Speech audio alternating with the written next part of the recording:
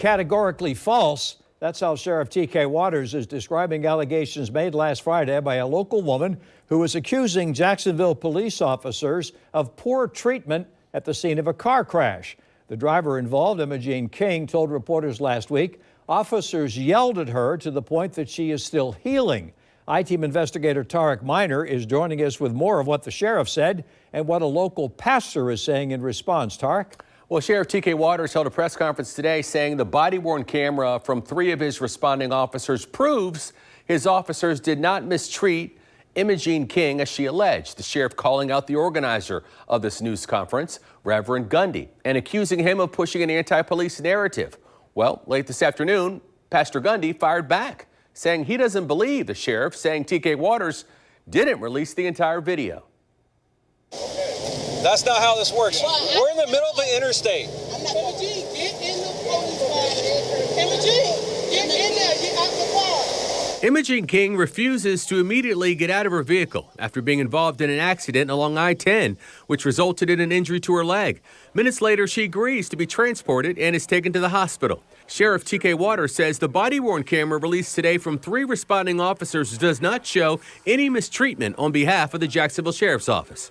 While this agency will always support citizens' rights to free speech and free assembly, we will also speak out against such free speech when it's categorically false and aimed at fostering public distrust in the police. Mr. Gundy's gathering was not about sharing the truth, but rather about pushing an anti-police narrative in the public discourse. During a news conference last week held by members of the Jacksonville Leadership Coalition, Pastor R.L. Gundy let Imogene King speak, where she alleged JSO officers yelled at her, wouldn't allow her to see her family, and wrongfully conducted a DUI investigation. They wouldn't let me get into the ambulance, and the EMTs was trying to tell them that I needed to go because I could bleed out of how much blood was on me. They said that they had to do a breathalyzer test on me before I could get into the ambulance. And I was like, why do I have to take a breathalyzer test? Sheriff Waters says the allegations simply aren't true. Upon full review of the body-worn camera footage, you'll see that no JSO officer requested or completed a breath test of the complainant. As such, the body-worn camera footage affirmatively disproves this allegation of police misconduct. Pastor R.L. Gundy later this afternoon held another news conference doubling down on King's claims, saying 2 other eyewitnesses back her story. I'm not going to call the public official a liar, no.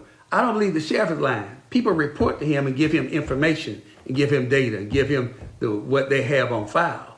But as you well know, and you've known in the history, they don't always give all the information. Pastor Gundy says the video released by the Jacksonville Sheriff's Office doesn't show the beginning and ending of the incident and says he's not pushing an anti-police narrative.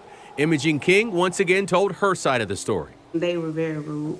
Well, at first they wasn't yelling. They said, can you take a breathalyzer test? And I said, why do I have to take a breathalyzer test if I've done nothing wrong? So that's when the yelling started, because I asked the question.